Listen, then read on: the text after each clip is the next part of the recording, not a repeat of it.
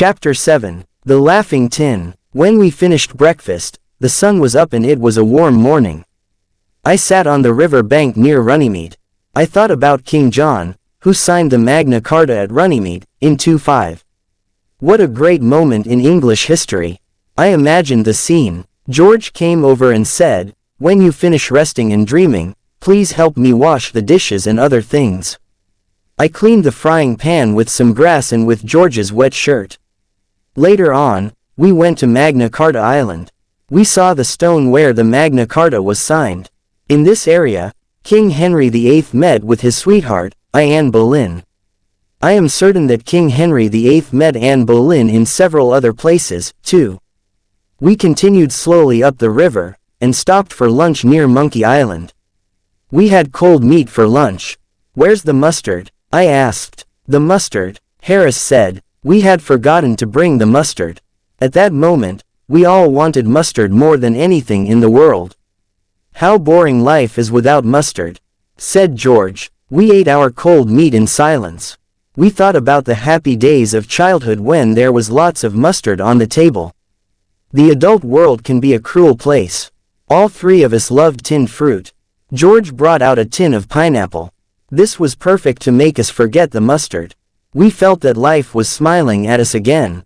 "Look at the picture on the tin," said Harris. "Ah, I can't wait," I said. "I'm dreaming about the sweet juice," George said. Harris got a spoon ready. Then we looked for the tin opener. We took everything out of the two hampers. We took everything out of the bag. We looked in every corner of the boat. There was no tin opener.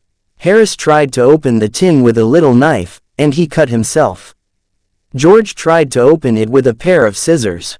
The scissors flew up and almost cut his eye. I tried to open it with a piece of metal. I did something wrong, because I fell into the river. The tin flew away and broke a teacup. Then we all got angry. I started hitting the tin with a piece of wood. Harris hit the tin, and so did George. We changed its shape. We made it square. We made it round. Then we made it flat. But we still couldn't open it. The tin looked at us and seemed to be laughing. It was ugly and it frightened us. I threw it in the river. Then we rowed away and didn't stop until we reached Maidenhead. It was evening and a strong wind started blowing. The wind was behind us and we put up the sail quickly. The wind blew and the boat flew up the river. I was steering the boat, and George and Harris were enjoying the trip. Sailing is exciting. It's almost like flying. You feel that you are part of nature. We were alone and we flew along the river. Far in the distance, we saw a small fishing boat. There were 3 fishermen in it. The sun was going down, and there was a red light on the water.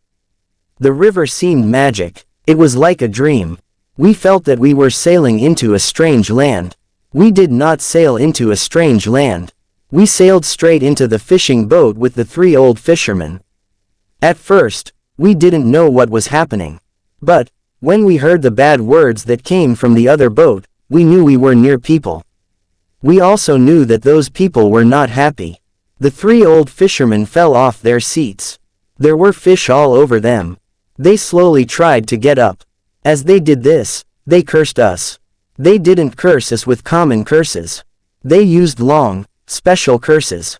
They also cursed our parents, families, friends, neighbors, pets and jobs. These curses were for the present and the future. Harris stood up and said, "Be thankful for a bit of excitement in your lives. Your lives must be so boring, just sitting and fishing all day. My friends and I are very unhappy to hear men of your age use such bad words." The 3 old men did not agree with Harris. "I'll steer the boat now, Jay," said George. "An intelligent man like you must do better things. Leave the steering to me, before we all drown."